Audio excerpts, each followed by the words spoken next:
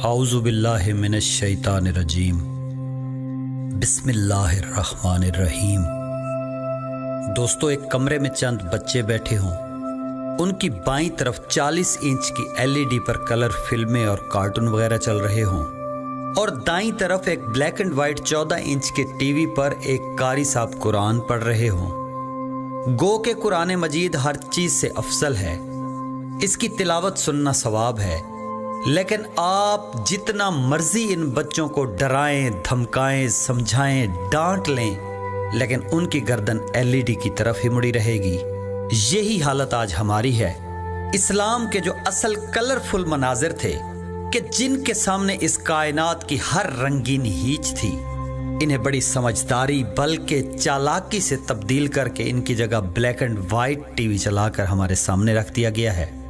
ہزاروں لاکھوں انبیاء اور اولیاء کرام اور جانثاران توحید کی زندگی پر نظر کریں، آخر ان کے پیش نظر ایسا کیا تھا کہ جس کے لیے انہوں نے دنیا کی ہر اٹریکشن اور آسائش کو ہیچ سمجھتے ہوئے جوتے کی نوک پر رکھا؟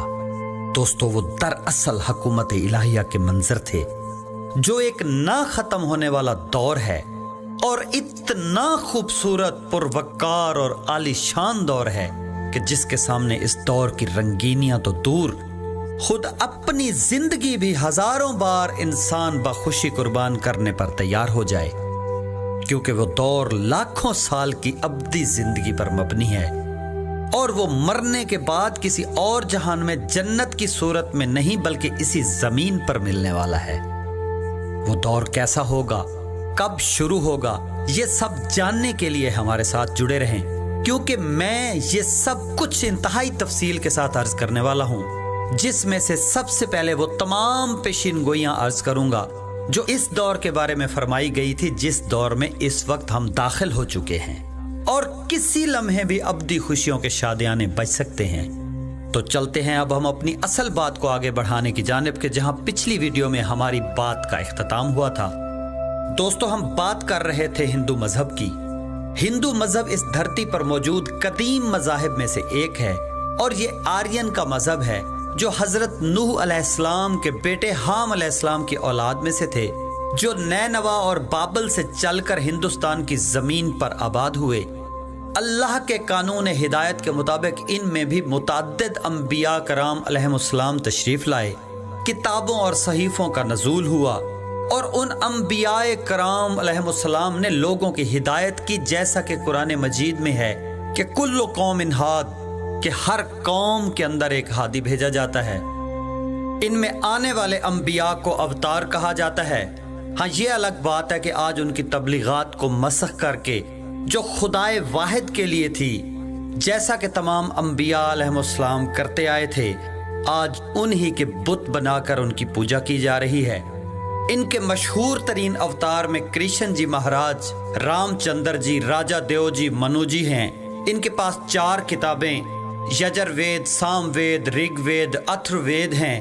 ان ویدوں میں شریعت کے متعلق بات چیت ہوئی ہے، رسمیں اور ان کے طریقہ کار پر بات ہوئی ہے، اور 18 پران ہیں۔ پران یعنی انہیں آپ قصص الانبیاء کہہ لیں۔ اس کے علاوہ عرفان کے حصول پر بھگوت گیتا ہے۔ مہا بھارت جنگ کے دوران مشہور جنگجو ارجن اور کرشن جی مہاراج کے درمیان جو مکالمہ ہوا، اس کو بھگوت گیتا کہتے ہیں۔ اس کے علاوہ اپنیشد ہے، جس میں نظمیں ہیں جن کی تعداد 108 ہے۔ اپنیشد کا مطلب ہے مرشد، یعنی گرو کے نزدیک بیٹھ کر یا قدموں میں بیٹھ کر گیان حاصل کرنا۔ اس کے علاوہ متعدد صحیفے ہیں جن کی تعداد سامی مذاہب کے برابر ہے۔ دوستو، ہندو مذہب میں آخری مسیحا کا کنسیپٹ بالکل ایسے موجود ہے جیسے اسلام اور دیگر مذاہب میں موجود ہے۔ ان کی کتابوں اور پران میں سے آخری پران کا نام کالکی پران ہے، اور آنے والے مسیحا کو وہ اپنی زبان میں کالکی اوتار کہتے ہیں۔ کالکی اوتار وشنو یعنی خدا کا اوتار ہوگا، جس کی نشانیاں یہ ہیں کہ وہ سفید گھوڑے پر سوار ہوگا، اس کے ہاتھ میں تلوار ہوگی جس سے وہ پاپیوں کا سروناش کرے گا، کل یگ یعنی برائی کے زمانے کو سچ یگ میں تبدیل کرے گا، غریبوں اور مظلوموں کا ساتھ دے گا، اور پورے جگ میں عدل قائم کر دے گا، اور اس کے دور میں شیر اور بکری ایک گھاٹ پر پانی پئیں گے، اور پوری دنیا پر اس کی حکومت ہوگی۔ महाराजा काल के अवतार के मुकाबले में उनका दुश्मन होगा जिसका नाम काली राक्षस होगा, जो तमाम शरीरों का मब्दा, शैतानी खुदा, अधर्म काल जिस्म होगा। जुआ खेले जाने वाले मकाम, शराब खाने, इस्मत फरोशी, कत्ले आम वाली जगह पर उसका मस्कन होगा। उसके हाथ में तलवार और उसकी सवारी गधा होगी, और दुरक्ती उसकी बहन ही उसकी बीवी होगी। दोस्तों, महाराजा काल के अवतार के बाकायदा मंदिर बनाकर उसकी पूजा की जाती है। शुमाली हिंदुस्तान और नेपाल वगैरह में काफी मंदिर हैं। और एक मजे की बात यह है कि जिस तरह इस्लाम में मुतअद्दिद लोगों ने इमाम महदी अलैहिस्सलाम होने का झूठा दावा किया और कुछ लोगों ने उनके नायब होने का दावा किया, बिल्कुल ऐसे ही हर दौर में मुतअद्दिद लोगों ने महाराजा काल के अवतार होने और उनके नायब होने के झूठे दावे किए हैं। दोस्तों, मुख्तलिफ अंबिया अलैहिमुस्सलाम ने जिंदगी के मुख्तलिफ शोबों में लोगों को जिंदगी गुजारने का सबक दिया है। हजरत ईसा अलैहिस्सलाम वो नबी हैं कि जिन्होंने दौरे आखिरुज़्ज़मान के साहिबुज़्ज़मान अजलल्लाहु फर्ज शरीफ का मुंतज़िर बन के जिंदगी गुजारी और हमें समझाया कि उस मसीहा के आने तक जिंदगी गुजारनी कैसे चाहिए। हजरत ईसा अलैहिस्सलाम के बाद बहुत सारे लोगों ने उनके जेली नायबीन होने का दावा किया और बहुत सारे लोगों को गुमराह किया, और आज भी दज्जाली कुव्वतें हजरत ईसा अलैहिस्सलाम के बारे में फिल्में बनाकर लोगों को उनके बारे में गुमराह कर रहे हैं और उनकी जिंदगी के असल पहलू यानी मुंतज़िर आखिरुज़्ज़मान को छुपा जाते हैं। इसकी बिल्कुल बात ही कोई नहीं करता। आपने अपनी जिंदगी में ही अपने हवारीन को आगाह फरमाया था कि झूठे नबियों से खबरदार रहो, जो तुम्हारे पास भेड़ों की शक्ल में आते हैं मगर बातन में फाड़ने वाले भेड़िए हैं। क्या झाड़ियों से अंगूर या ऊंट कटारों से अंजीर तोड़े जा सकते हैं? जिस तरह हर एक अच्छा दरख्त अच्छा फल लाता है और बुरा दरख्त बुरा फल लाता है, अच्छा दरख्त बुरा नहीं ला सकता और ना ही बुरा दरख्त अच्छा फल ला सकता है। जो दरख्त अच्छा फल नहीं ला सकता वो काटा और आग में डाला जाता है, बस तुम उनके फलों से तुम उनको पहचान लोगे। एक जगह फरमाया, झूठे अंबिया को अल्लाह मबूस करता है क्योंकि जिन्होंने सच्चों की तकजीब की हो सजा के तौर पर वो झूठे नबियों की पैरवी करेंगे। और बिल्कुल इसी बात का इजहार कुरान करीम में भी किया गया है। हजरत ईसा अलैहिस्सलाम की तबलीग का मरकज आने वाले खुदा की बादशाही रही है। जैसा कि बाइबल ऑफ मैथ्यू में है कि उन्होंने तबलीग का आगाज इन अल्फाज से किया, लोगों तौबा करो, आसमान की बादशाही नजदीक आ गई है। हो सकता है इस फिक्रे पर किसी को लगे कि उन्हें तो गए हुए भी 2000 साल हो गए हैं। दोस्तों, ये नुक्ता समझने वाला है कि अगर किसी काम का लाखों साल से इंतजार हो रहा हो और फिर पता चले कि उसमें अब सिर्फ 2000 या 2020-25 साल बाकी रह गए हैं, तो फिर वो वक्त करीब ही समझा जाता है, उसको दूर कोई नहीं समझता। और आज तो हम बिल्कुल उस दौर के अंदर मौजूद हैं। तो मैं अर्ज कर रहा था कि इसी तरह Bible of mark Jesus in Galilei के ज़िमन में लिखते हैं कि अब वक्त खत्म हो चुका है, खुदावंद की बादशाही आ गई है, तौबा करो और खुशखबरी पर ईमान लाओ। उनकी तबलीग का मरकजी नुक्ता ही खुदावंद की बादशाही था। उनका कहना था कि ऐ लोगो, खुदावंद की बादशाही सर पर आन पहुंची है, तौबा करो और नेक अमाल बजा लाओ। आपने खुदावंद की बादशाही के लिए नेक अमाल करने की तरगीब दी। दोस्तों, असल बात जो मैं करना चाहता हूं वो ये है कि उन्होंने अगले जहान का तसव्वुर नहीं दिया, बल्कि इस मौजूदा जहान में ही इसी जमीन पर सजा जजा को साबित किया। क्योंकि जुल्म अगर इस जगह हुआ है तो फिर जालिम को सजा और साबिर को जजा भी इसी जमीन पर मिलनी चाहिए। अगला जहान तो इनाम का है, ना कि जजा और सजा का होगा। इस पर मैं आगे तफसील से बात करूंगा, क्योंकि दरअसल ये वो नुक्ता है जिसने दज्जालियत को अरूज और हमें नाउमीदी में गर्क कर दिया है कि पता नहीं मरने के बाद क्या होता है, इसलिए इस जिंदगी के मजे लूट लो। बात हो रही थी जनाब ईसा अलैहिस्सलाम की। किसी शख्स ने उनसे दुआ के बारे में पूछा कि कौन सी दुआ करनी चाहिए, तो फरमाया दुआ इस तरह करो, ऐ हमारे बाप जो आसमान पर मुदब्बिर है, तेरा नाम पाक माना जाए, तुम्हारी बादशाही आए, तेरी मर्जी जैसे आसमानों पे पूरी होती है वैसे इस जमीन पर पूरी हो। आज की रोटी हमें आज दे, हमारी रहनुमाई फरमा, हमें आजमाइश में ना डाल और हमें बुराई यानी नाफरमानी से बचा। नाफरमानी ही दरअसल बड़ी बुराई है। फिर एक जगह फरमाया, तुम उस खुदाबंद की बादशाही तलब करने को अव्वलियत दो। پھر ایک اور جگہ فرمایا دعا سے اکتا کر چھوڑ دینا استجال ہے۔ تم مسلسل دعا کرو، دروازہ کھٹکھٹاتے رہو، ایک دن ضرور کھلے گا۔ تم دعا کرتے رہنا، ہمت نہ ہارنا۔ علائم کے متعلق بتایا وہ دن بہت پریشان کن ہوں گے، ہر طرف دہشت، خوف و ہراس، قتل و غارت، اہل حق پر آزمائش اور بے دینی ہوگی۔ جو آخر تک برداشت کرے گا وہی نجات پائے گا۔ اس دور میں اتنی بے دینی ہوگی کہ بہت سارے لوگوں کی محبت ٹھنڈی پڑ جائے گی۔ وہ مصیبت کے دن اگر گھٹائے نہ جاتے تو ہلاکت سے کوئی نہ بچ پاتا، مگر وہ دن برگزیدوں کے لیے گھٹائے جائیں گے۔ آخری جنگ کے متعلق فرمایا جب یروشلم کو فوجوں میں گھرا دیکھنا تو سمجھ لینا اس کا اجڑنا ضروری ہے، کیونکہ وہ انتقام کے دن ہوں گے۔ سمندری طوفان کی لہروں جیسا شور ہوگا، اس دن سورج تاریک ہوگا۔ پھر فرمایا ان مصیبتوں کے ایام کے فوراً بعد سورج تاریک ہو جائے گا اور چاند اپنی روشنی دینا بند کر دے گا، ستارے آسمان سے گریں گے، آسمانی طاقتوں کو ہلایا جائے گا۔ اس وقت دھرتی کے سارے قبائل ماتم کریں گے۔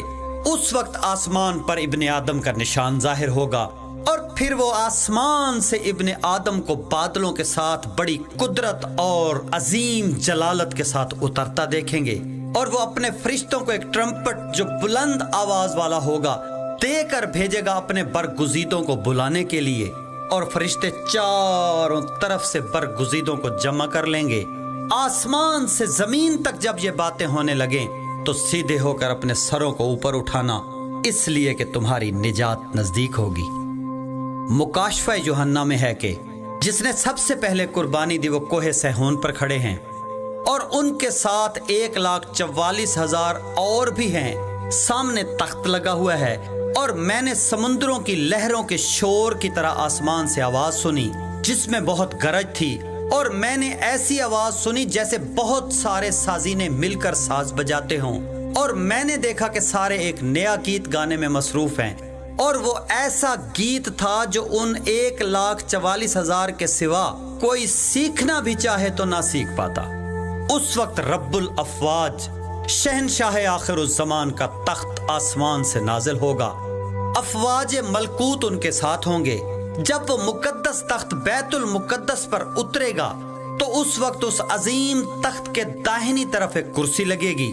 رب الافواج حضرت عیسیٰ علیہ السلام کو اس کرسی پر بٹھا دیں گے اور فرمائیں گے اپنی امت کا فیصلہ خود فرمائیں۔ تب حضرت عیسیٰ علیہ السلام کا وہ فرمان پورا ہوگا جو انہوں نے آخری رات سردار کاہنوں وغیرہ سے فرمایا تھا کہ میں تم سے کہتا ہوں اس کے بعد تم مجھے قدرت یعنی رب الافواج کے داہنی طرف تخت پر بیٹھا ہوا دیکھو گے۔ یوحنا اپنے مکاشفہ میں مزید لکھتے ہیں کہ جب دونوں تخت لگ جائیں گے تو اس وقت ان کے جملہ غلام ان کی عبادت میں مصروف ہوں گے۔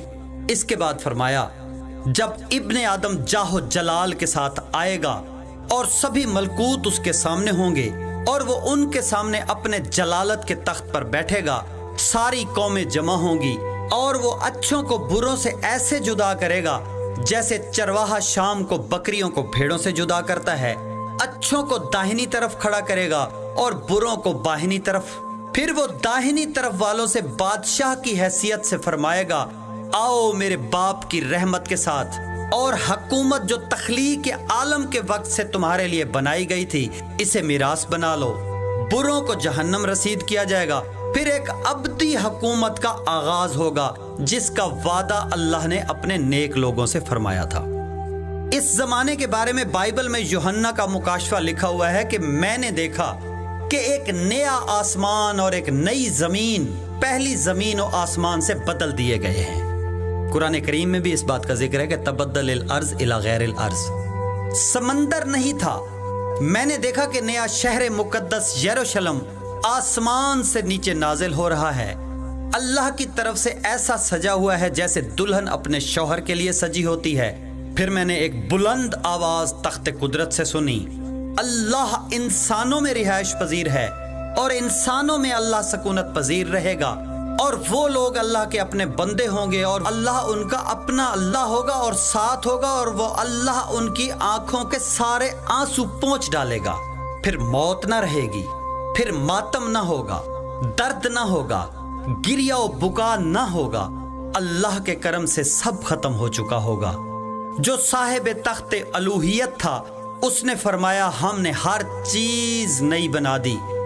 میں نے ان کی طرف نگاہ کی، ان کے لباس پر اور رانوں پر ان کا نام نوشتہ تھا، بادشاہوں کا بادشاہ، خدا بندوں کا خدا، king of the king, God of the God. اس کے بعد ایک عجیب سی بات ہے مگر بائبل کا حصہ ہے، اور یہ تو آپ سب جانتے ہیں کہ ان کتابوں پر ایمان لانا اسلام کی اولین شرائط میں سے ہے کہ آخری شہنشاہ معظم کی حکومت قائم ہونے کے بعد اس کی کیفیت کیا ہوگی۔ اس ضمن میں فرماتے ہیں کہ پروردگار نے فیصلہ کیا ہے کہ آخری دور میں جب ابدی حکومت ہوگی تب میں روح القدس کو ہر بدن پر برسا دوں گا، اور تمہارے بیٹے اور بیٹیاں نبوت پر فائز ہوں گے، تمہارے نوجوان بچے بھی مقام مشاہدہ پر ہوں گے، اور جو تمہارے بوڑھے ہوں گے وہ خواب نبوت سے فیض یاب ہو رہے ہوں گے۔ دوستو آج کے لیے اتنا ہی، جلد ملتے ہیں مزید معلومات کے ساتھ۔ ہاں جاتے جاتے دعا ضرور کرتے جائیں کہ اے میرے خالق و مالک تو ہم پر کرم فرما، اور اب مزید دیر نہ کر، وہ وقت ہمیں ان آنکھوں سے دکھا جس کا وعدہ تو نے اپنے برگزیدہ پیغمبروں سے کیا ہے۔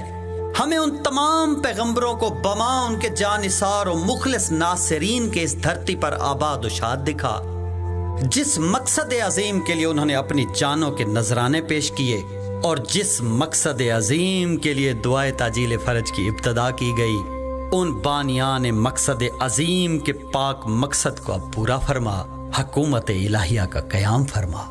الہی آمین، الہی آمین، الہی آمین۔